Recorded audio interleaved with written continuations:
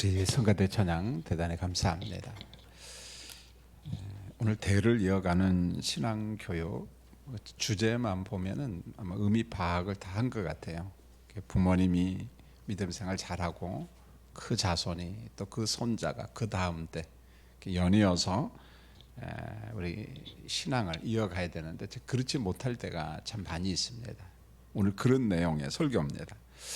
지난 수요 설교에 이어서 이제 신앙 교육을 이렇게 두 번째 제가 설교를 하는데, 이 여호수아서 말씀과 사사기 말씀을 이어주는 사람이 누구냐면 여호수아입니다. 보면 여호수아 24장 29절에 보면 여호수아가 110세에 죽었더라 이랬거든요. 그런데 사사기 2장 8절에도 여호수아가 110세에 죽었더라 이렇게 나와요. 그러니까 이 두 말씀에 등장하는 여호수아를 통해서 여호수아 말씀과 사사기 말씀을 연결시켜 주고 있습니다. 여러분, 여호수아가 죽었을 때가 보통 주전 1390년경으로 봅니다. 지금으로부터 계산하면 거기에다가 2023년을 더하면 되잖아요. 더해 보니까 3413년 전 설교를 지금 제가 하는 거예요. 3400년 전에 있었던 어떤 사건 스토리를 말씀을 전하는 겁니다. 하나님의 말씀이 여러분 생동감이 있다는 것을 우리가 성경을 통해서 늘 확인할 수가 있는데, 강단에서 영원부터 영원까지 이 말을 참 많이 했어요. 교리 설교를 하면서 영원부터 영원까지 존재하신 하나님은 직선적 시간 안에 가둘 수 있습니까?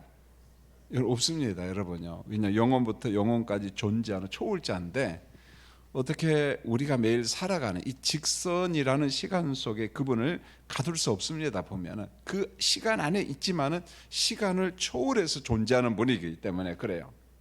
그래서 영원부터 영원이라는 말은 시간을 초월해서 어떤 공간도 초월해서 존재한다, 그런 말입니다. 그러므로 하나님은 언제나 현재예요.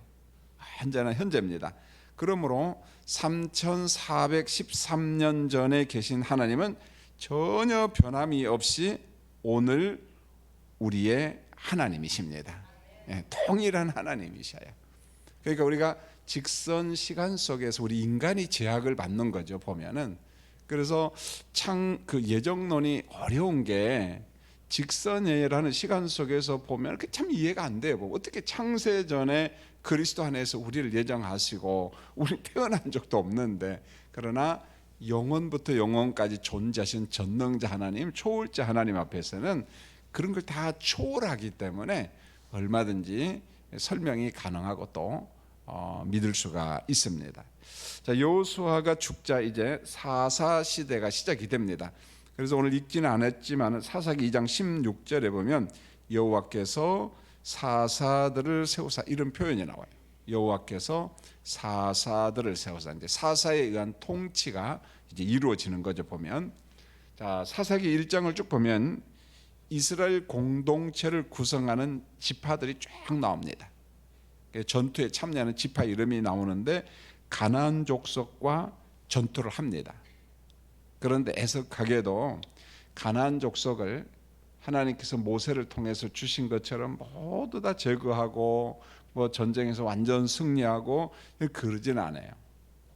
그래서 완전히 추방하지 못하죠. 보면은 가나안 원주민들이 여전히 그 속에서 살아갑니다. 보면은 거기서 많은 갈등이 있죠. 보면은, 자, 가나안 족속과의 싸움이 쉽지 않은 이유가 하나 있는데, 사사기 1장 19절에 보면은 이 가나안 족속, 특히 가나안 족속에서도 이 골짜기에 사는 사람들, 물이 흐르는 골짜기에 사는, 골짜기에 산다라고 하는 말은 우리 개념의 골짜기는 아니에요. 우리 개념의 골짜기는 사람이 없잖아요.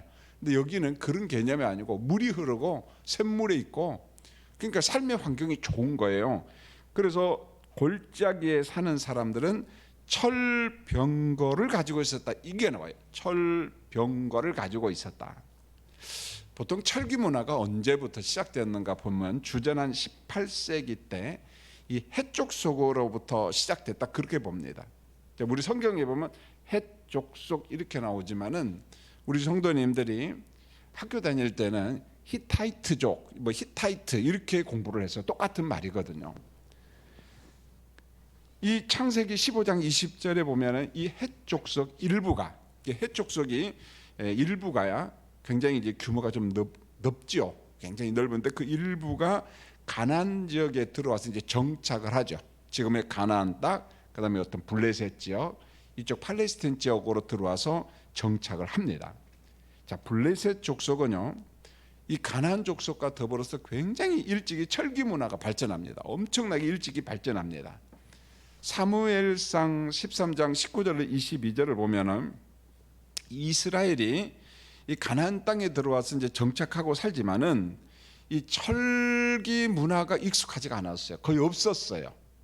그래서 농기구 같은 것을 어디서 수입해 오냐면 바로 밑에 사는 지금의 가자지구 같은데요, 블레셋 지역에 살고 있는 그들로부터 철기 문화를 수입해 들어와요. 자, 성경 9절에 보면 이런 말이 나와요. 그때에 이스라엘은 온 땅에 철공이 없었으니 이스라엘 사람들이 보수, 삽, 도끼, 괭이를 별이하려면, 별이한다는 말 날카롭게 하려면 아마 농사 짓다 보면 이제 무뎌지잖아요. 그러니까 다시금 날카롭게 갈아야 되지 않겠어? 그럼 어디로 가냐? 블레셋으로 내려가는 거예요. 여러분 한번 상상을 해보세요. 삽이나 도끼나 괭이나 이런 것들이 무뎌지면 그걸 날카롭게 하기 위해서 먼 거리를 가요. 어디까지? 블레셋까지 갑니다.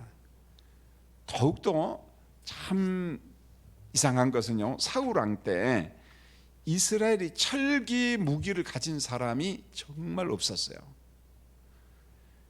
사울과 요나단만 가지고 있다. 저는 이 말씀을 읽으면서도 야, 이게 진짜일까? 이게 거짓말 아니야? 이런 생각이 들 정도입니다. 보면은요. 여러분, 사울 왕이 전투에서 어느 때 막 승리도 하고 막 그러거든요. 암몬과의 싸움에서 굉장하잖아요. 보면은 초기 하나님으로부터 책망받기 전에 뭐 나름대로 똑똑했습니다. 그런데 그 많은 군인들 가운데 철제로 된 무기를 가진 사람이 사울과 요나단뿐이에요. 나머지는 몽둥이, 뭐 돌 가지고 하고 그런 거예요, 여러분요. 이스라엘이 가나안 땅에 정착한 후 자그마치 200년쯤 후에 철기 문화가 막 들어와요. 그게 이제 보편화가 됩니다.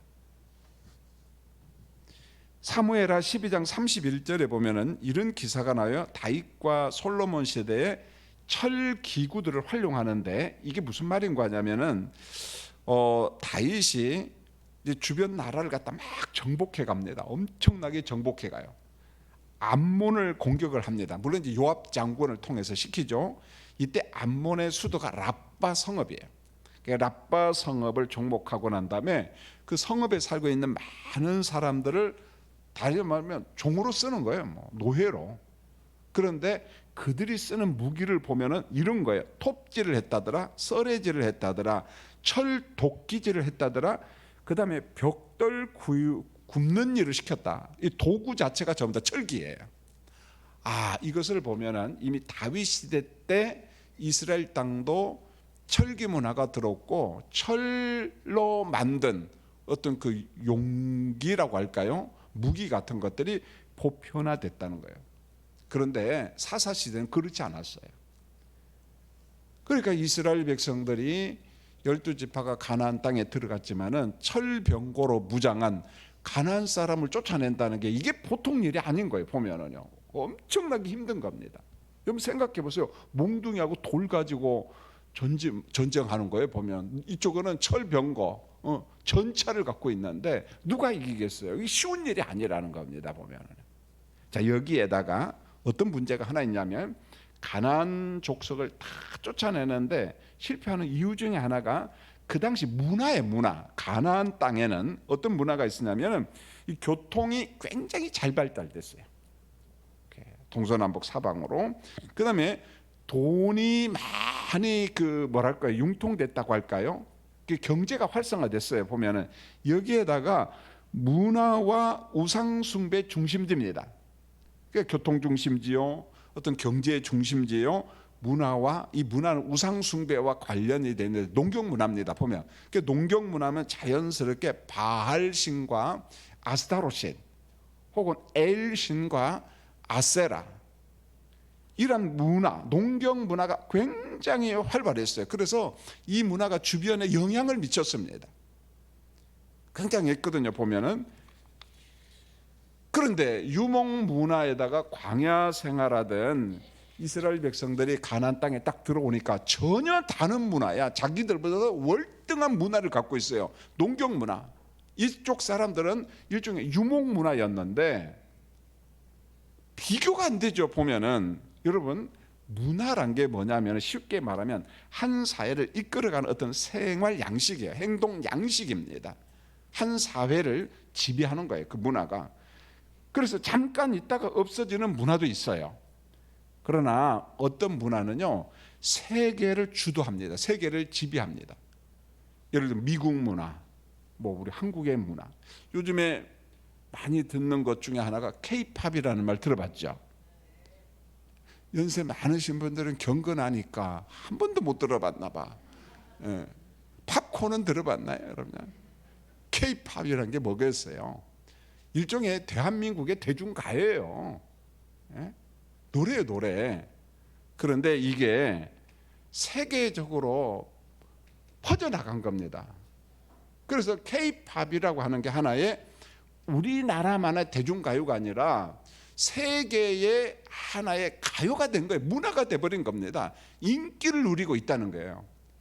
이게 왜 중요하냐면은 한국의 K-팝 덕택에 우리 한국이 얼마나 세계적으로 유익을 보냐면 외국의 젊은이들이 한국어를 배웁니다, 여러분. 언어를 배운다는 것은요, 굉장한 거예요. 그 나라 문화를 다 습득하는 겁니다. 언어를 통해 가지고.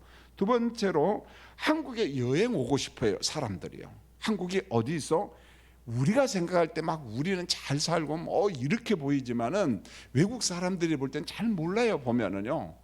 그러나 K-팝 덕택에, K-문화 덕택에 한국이 이런 곳이구나. 6.25 전쟁 분단 국가라서 어렵고 가난하게 사는 줄 알았는데 와서 보니까 아니야, 이게. 깜짝깜짝 놀라잖아요. 그 다음에 한국의 제품을 구입합니다, 사람들이. 이 K-팝의, K-문화의 영향을 받아서 결국은 K-팝이라고 하는 이 한국의 대중가요 문화가 전 세계 인기를 누리면서 K-팝 문화는 우리 한국의 수출 상품이 돼버린 거예요. 우리한테 돈 벌어주는 거예요, 여러분. 돈 벌어주는 거예요. 이게 문화입니다, 문화. 그래서 한 문화가 그 나라 젊은이나 어떤 세대를 지배해요. 생활 양식과 패턴이 되는 겁니다. 제가 왜 문화 이야기를 하냐면은 유목 문화 여기에 익숙했던 사람이 살아왔던 사람이 아이고 가나안 땅에 딱 들어간 농경 문화예요. 굉장합니다. 막 신선하고 충격적이고 대단하잖아요, 보면. 여기 전부 다 오염이 돼버린 겁니다. 하나님께서 계명을 주고 여러 가지 이야기했지만은 이게 더 농경 문화, 바알 문화, 우상 문화, 말 그대로 센세이션을 일으켜버린 겁니다. 여기에 다 빠져들어가는 거예요, 보면은. 그래서 가나안의 이 바알과 그 다음에 이 아세라, 아스타롯, 우상 문화, 그 다음에 이 풍요 문화, 농경 문화, 돈 문화, 그만 이스라엘 백성들을 몽땅 다 사로잡아 버린 거예요. 그래서 어디에? 우상에 다 빠져버린 겁니다. 이게 문화의 문화. 굉장히 문화라고 하는 게. 그래서 우리가 이스라엘 백성들이 왜 하나님이 주신 이 법이 있는데 이렇게 왜 바알 문화, 우상 문화, 농경 문화, 풍요 문화 여기에 이렇게 쉽게 빠져들어갔는가? 엄청난 그런 차이점이죠. 유목 문화에서 농경 문화를 맛보면서 다 빠져들어가는 겁니다. 자, 사사기 2장 19절에 보면은 이스라엘 백성들은 더욱더 막 타락합니다. 타락해요. 여러분, 성경에서 타락이라고 하는 말은 이런 겁니다. 원뜻은 망하는 길로 걸어가는 거예요. 타락이 뭐냐? 망하는 길로 걸어가는 겁니다. 그래서 성경에 보면 아담의 타락, 이스라엘의 타락, 그 다음에 어떤 세상의 타락, 이 타락이라고 하는 말은 죽음과 저주의 길로 내가 걸어가는 겁니다. 우리도 마찬가지예요. 보면은요, 하나님의 곁을 떠나고 말씀을 떠나는 것은 타락인데 말 그대로 내가 죽음의 길로, 저주의 길로, 망하는 길로 걸어가는 겁니다. 보면은요, 그런 거잖아요. 보면. 자, 하나님은 모세와 여호수아를 통해서 다양한 말씀을 주시죠. 보면은요. 자, 그 중에 이제 몇 가지 사사기 2장 1절에 보면은 이렇게 말씀해요. 하나님과 맺은 언약을 영원히 어기지 말라. 잘 지켜라. 사사기 2장 2절에 보면 가나안 주민과 언약을 맺지 말라. 약속하지 말고 통혼도 하지 말고 그런 거 좀 하지 말아라. 가나안 족속이 만든 우상 제단 헐어버리라. 가나안 문화에 안 빠지려는 방법이 뭐냐? 제거하는 밖에 없어요. 옆에 딱 만들어 놓고는 이거 뭐 안 빠질 재주가 없습니다. 보면은요. 이 농경 문화, 풍요 문화, 유목 문화하고는 비교가 안 되는 거예요, 여러분. 굉장한 거잖아요. 그다음에 사사기 2장 3절에 보면은 이런 말씀이 나와요. 그들이 너희가 이제 거기에 넘어가면은 그들이 가나안 문화가 가나안 종교가 너희 옆구리에 채찍과 가시가 될 것이며 채찍과 가시가 될 것이며 그들의 신들이 너희에게 올무가 되라. 몽땅 다 넘어간다. 이렇게 경고하지만은 그 문화 앞에 다 굴복합니다. 문화 앞에 굴복하는 거예요. 여러분, 이 말씀은 여호수아의 고별 설교이자 주제입니다. 주제. 일종의 권면이죠. 절대 가나안 문화에 빠져들면 안 된다. 그 여호수아 23장 13절에서 그렇게 말을 하잖아요. 여러분, 여호수아 23장 13절 우리 스크린 보고 같이 한번 읽어볼까요? 시작. 확실히 알라. 너희 하나님 여호와께서 이 민족을 너희 목전에서 다시는 쫓아내지 아니하시리니 그들이 너희에게 올무가 되어 덫이 되며 너희 옆구리에 채찍이 되며 너희 눈에 가시가 되어서 너희가 마침내 너희 하나님 여호와께서 너희에게 주신 이 아름다운 땅에서 멸하리라.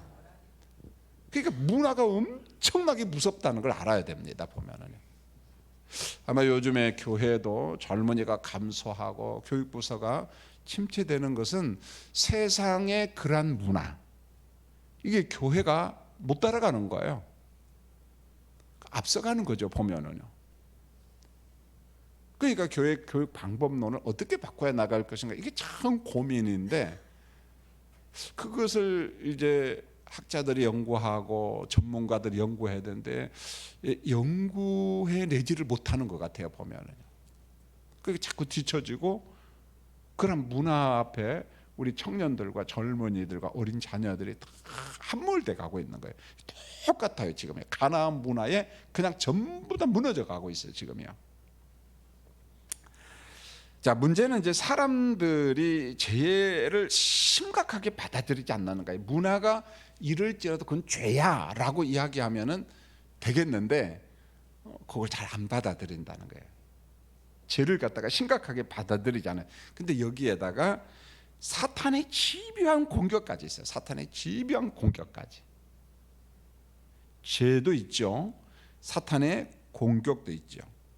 그래서 에베소서 4장 27절에 보면은 사도 바울이 에베소 교회와 오늘 성도들에게 이렇게 말합니다. 사탄에게 틈을 주지 말라. 한번 여러분 마귀에게, 자 읽겠습니다. 시작. 마귀에게 틈을 주지 말라. 여러분 이 말씀 정말 귀한 거예요. 전 진짜 이 말을 늘 묵상하고 살아가요. 마귀한테, 사탄에게 뭘 주지 말라?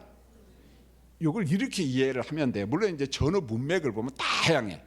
사탄한테 틈을 주고 마귀한테 틈을 주는 게 뭐 여러 가지가 있어요. 성령을 근심케 하는 거, 용서치 못한 거, 분내고 뭐 이런 다양한 게 있지만은 그걸 다 제쳐두고, 여러분 건물이 있어요. 건물 아무리 멋지게 지어도 틈이 있으면은 비 오면은 뭐가 세요? 그건 좋은 건물이야, 나쁜 건물이에요? 그건 끝난 겁니다, 여러분요. 마찬가지예요. 우리 신앙이 온전한 것처럼 보이지만은 마귀에게 틈을 주면은 여러분 빗물 새듯이 막 들어와요, 여러분요.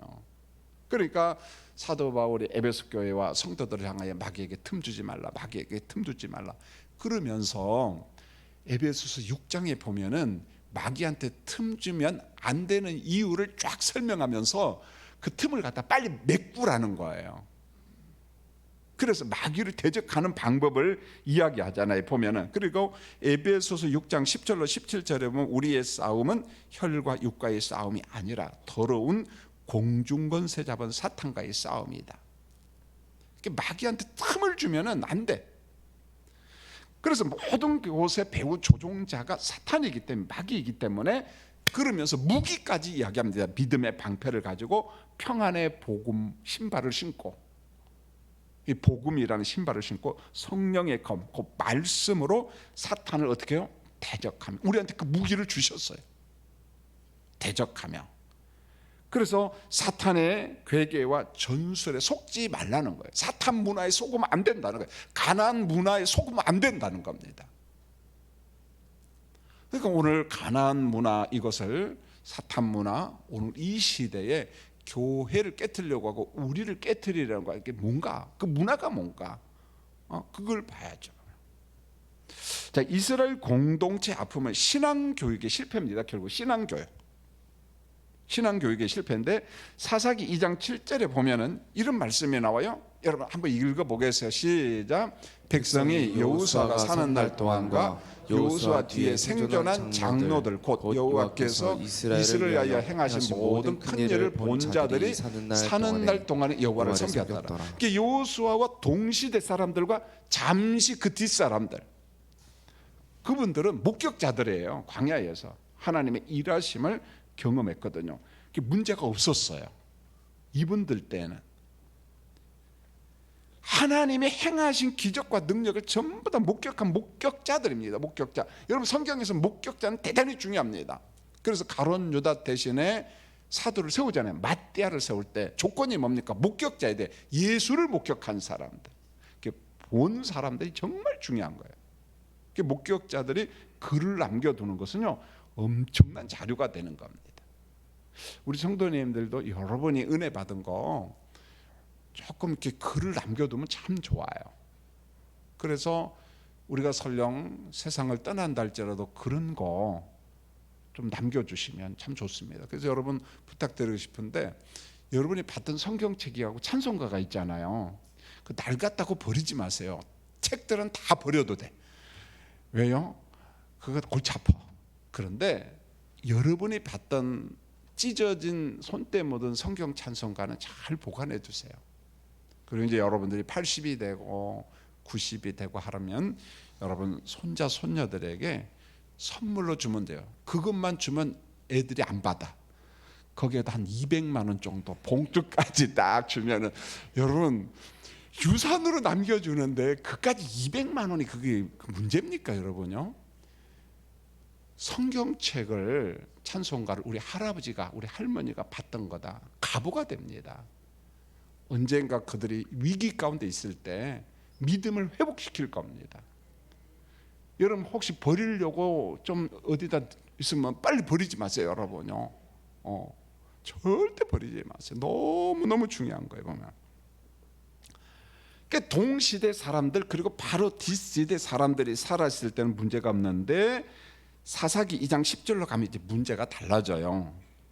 여호수아와 함께 인생을 산 부모님, 장로님들이 모두 다 죽자, 그 다음 세대는 여호와를 알지 못했다 그랬어요. 여호와를 알지 못했다니까 하나님의 존재를 몰랐다, 그런 말이 아니에요. 여러분 신정사에 사는데 동서남북 사방이 다 하나님에 대한 흔적이에요, 여러분요. 그러면은 알지 못했다라는 말이 무슨 말일까요? 이게 참 중요합니다.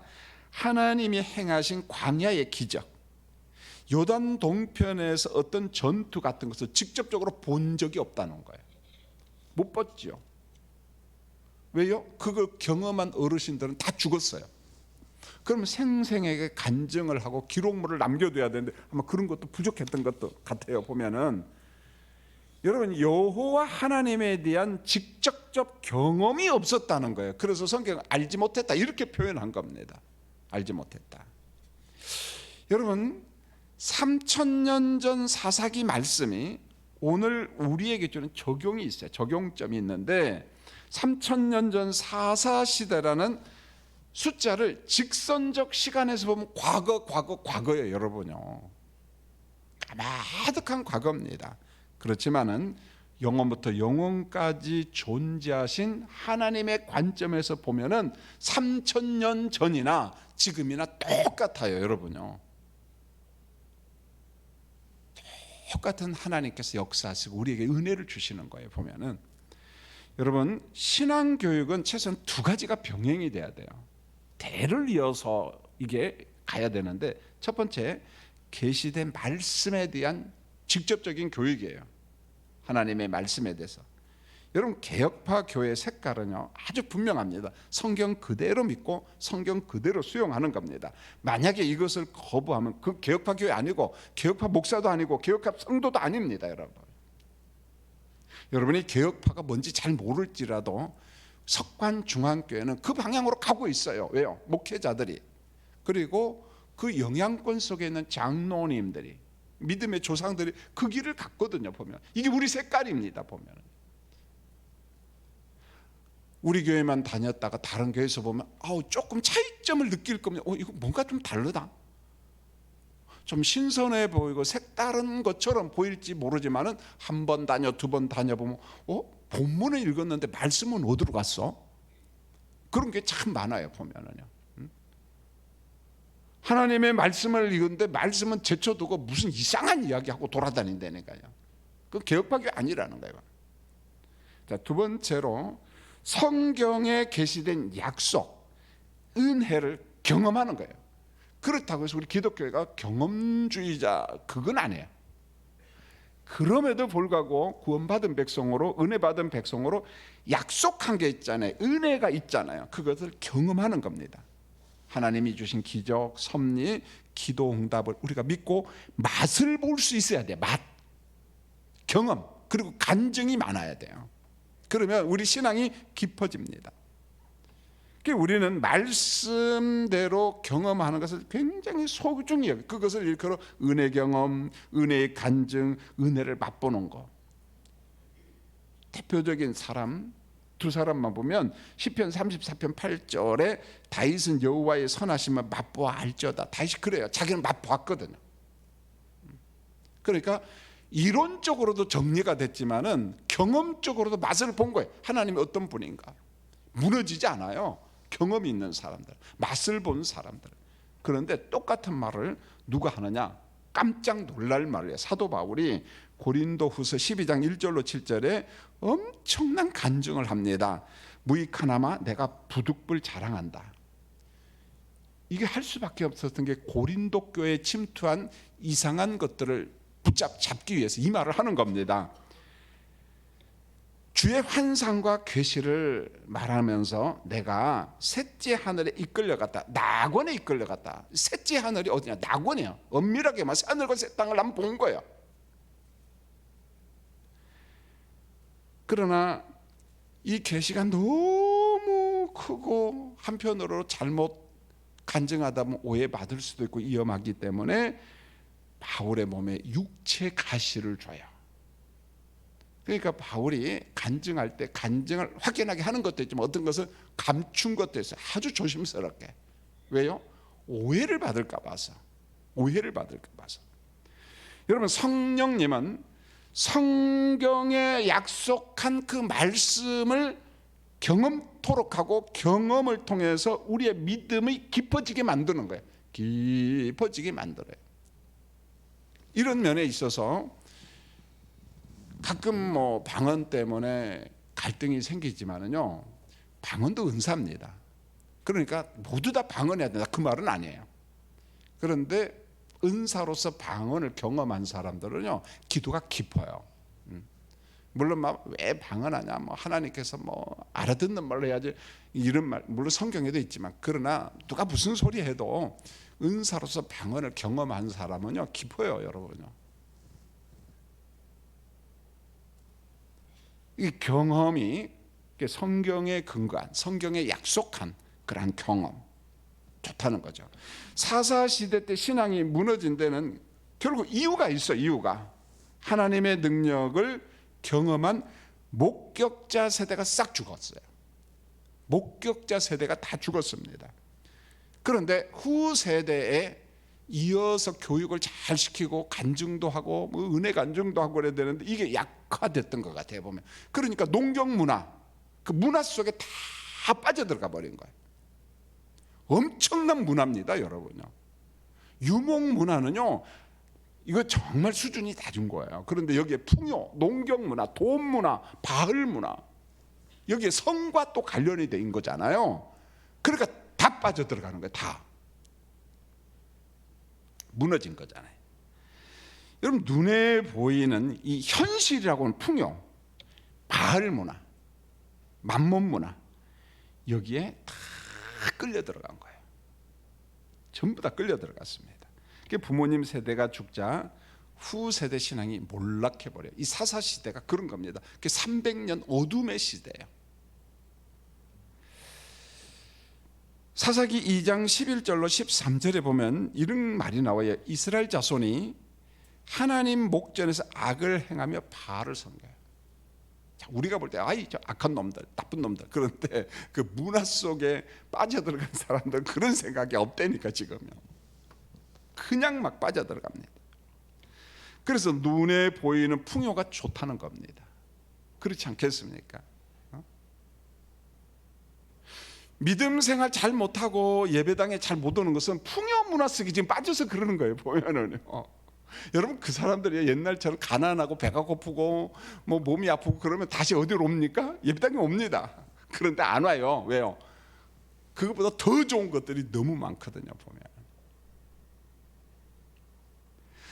자, 그러다 보니까 애굽에서 인도한 하나님을 버렸어요. 그리고 바알과 아스다롯을 섬깁니다. 풍요의 문화, 번영의 문화, 거기 쏙 빠져들어간 겁니다. 누가? 우리 자녀들이, 여러분의 자녀들이, 여러분의 손자 손녀들이 그 속에 다 빠져들어갔어요. 자, 여호수아의 고별 설교를 통해서 주신 말씀이 여호수아 24장 16절에 우린 절대 하나님 버리지 않고 하나님 정말 잘 섬기겠습니다, 그렇게 약속했는데, 근데 이 바알 문화 속에서는 망각해버려요. 까마득하게 잊어버립니다. 그리고 하나님을 버립니다. 풍요의 신한테 가버렸어요. 풍요의 문화, 가나안 문화에 젖어버렸습니다. 이에 대해서 하나님이 징벌을 내리면은 얼마 동안 징벌 받고 정신 차리잖아요. 그러면 계속 정신 차려야 되잖아요. 근데 조금 지나면 다시 어디로 갑니까? 가나안 문화로 또 갑니다, 여러분요. 또 가요. 문화가 그렇게 무서운 거예요. 우상 문화, 사탄 문화. 화려하거든요. 돈이거든요. 명예거든요. 그 속에 막 빠져들어가는 겁니다. 그래서 사사기 2장 14절에 보면은 우리 하나님께서 이렇게 징벌을 하세요. 자, 길지만 한번 읽겠습니다. 2장 14절 시작. 여호와께서 이스라엘에게 진노하사 노력하는 자의 손에 넘겨주사 그들이 노략을 당하게 하시며 또 주위에 있는 모든 대적의 손에 팔아 넘기심에 그들이 다시는 대적을 당하지 못하였으며. 이 사사기 2장 14절에 하나님도 이스라엘을 대적한테, 원수들한테 팔아버립니다. 그 옆에 있는 나라들한테. 주변 나라가 막 공격해 와서 뭐 8년, 20년, 40년 통치하고 그래요. 식민지 통치를 하고. 여러분, 사실은 이런 거예요. 이스라엘은 스스로 헛된 우상 문화에 자신을 팔아버린 겁니다. 지금도 마찬가지입니다. 지금도 거기에 은혜 경험, 십자가 경험, 성령의 깊은 경험이 없으면 이 문화에 다 빠져들어가요. 재주가 없습니다. 어설픈 신앙인들은. 사사기 2장 15절에 이렇게 말해요. 이스라엘이 어디로 가든지 재앙을 내려요. 어디로 가든지 재앙을 내립니다. 형통이 아니라 재앙이에요. 근데 이 재앙의 심각성을 조금 지나면 싹 잊어버려요. 또 다시금 어디로 갑니까? 가나안 문화로 갑니다. 몇 년 동안요? 300년 동안요. 300년 동안 이래요. 300년 동안. 그러니까 영적으로 침체된 게 1, 2년, 뭐 10년, 20년 만에 회복된다. 거의 불가능합니다. 그게 한번 젖어 들어가면요, 오래가 굉장히 오래 갑니다. 우리 한국의 그런 영적 침체도 얼마나 갈까? 오래 갈 겁니다. 전체 분위기는. 저는 이 말씀을 보면서 다윗은 이런 복을 받아요. 얼마나 복을 잘 많이 받냐면, 성경은 사무엘하 8장 6절 14절 한번 볼 수 있으면 한번 보겠습니다. 시작. 다윗이 다메섹 아람의 수비대를 두매 아람 사람이 다윗의 종이 되어 조공을 바치니라. 다윗이 어디로 가든지 여호와께서 이기게 하시니라. 다윗이 어디로 가든지 뭐예요? 하나님께서 이기에 따라 14절이 똑같은 말이에요. 자, 읽겠습니다. 시작. 다윗이 에돔의 수비대를 두되 온 에돔의 수비대를 두니 에돔 사람이 다 다윗의 종이 되니라. 다윗이 어디로 가든지 여호와께서 이기게 하셨더라. 어디로 가든지 다윗은 어떻게 해요? 이겨. 이게 어느 정도 이기냐면 하나님께서 창세기 15장에 보면 아브라함과 언약을 맺잖아요. 저 유프라테스 강까지, 그 다음에 애굽 강까지 영토를 내가 준다. 이걸 확보한 사람이 다윗이에요. 그 언약을 그대로 이룬 사람입니다. 그런데 오늘 사사 시대 때 모습을 보세요. 가나안 문화에 젖어, 이 사탄 문화에 젖은 이들, 너희들은 어디로 가든지 재앙뿐이라는 거예요. 어디로 가든지 안 된다는 겁니다.